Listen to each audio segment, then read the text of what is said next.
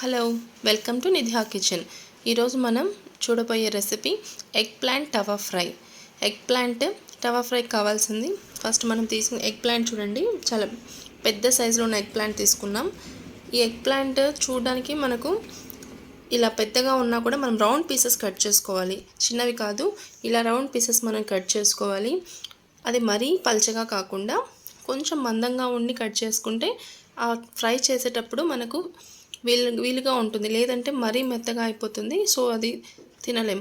కాబట్టి ఈ పీసెస్ ఈ సైజ్ ఉంటే మనకు సరిపోతుంది. ఇప్పుడు ఒక ప్లేట్ తీసుకొని అందులో కొంచెం ఉప్పు, కారం, పసుపు, అలాగే శనగపిండి కొంచెం తీసుకోండి.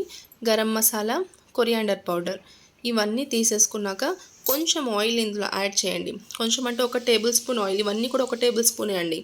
యాడ్ చేసి మిక్స్ చేస్తే మనకి ఇలా వస్తుంది. కంపల్సరీ మనము శనగపిండి యాడ్ చేసుకోవాల్సింది ఈ తవా ఫ్రైకి మాత్రం. ఇలా వస్తుంది. ఇది ఒక మిక్చర్గా తయారవుతుంది. తర్వాత దీన్ని మనం ఆల్రెడీ కట్ చేసుకున్న వాటికి ఇలా అప్లై చేసుకున్నాం. చూడండి, మొత్తం నీట్గా వాటికి కంప్లీట్గా పట్టేటట్టు ఇటు అటు 2 సైడ్స్ మనం తిప్పుకొని మసాలా అంతా కూడా అక్కడ అప్లై చేసేయాలి. అలా చేసేసి మనం ఒక 5 మినిట్స్ పక్కన పెట్టేయాలి. ఆ తర్వాత ఏమైతే మసాలా అంతా దాంట్లోకి ఇంకిపోతుంది.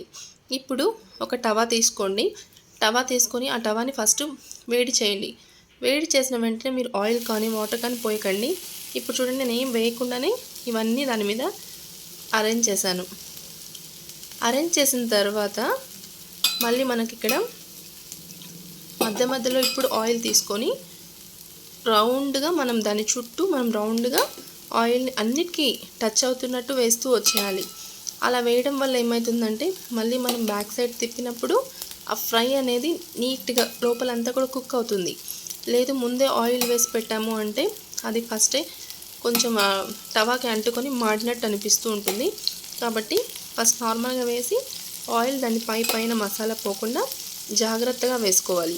ఆల్రెడీ మసాలా ఇందులో ఇంకిపోయి ఉంటుంది. మధ్యలో దీన్ని మనం తిప్పుకుంటూ రావాలి. ఒక్కొక్కటి తిప్పుకుంటూనే ఉండాలి. లేదు అంటే అవి మాడిపోయే ఛాన్సెస్ ఉంటాయి. సో ఇక్కడ మధ్యలో నేను తిప్పుతూనే వచ్చాను, సో అది మీకు చూపించలేదు. ఇలా తిప్పడం వల్ల చూడండి మొత్తం బాగా ఫ్రై అయినట్టు కనిపిస్తుంది కదా మీకు, క్రిస్పీగా.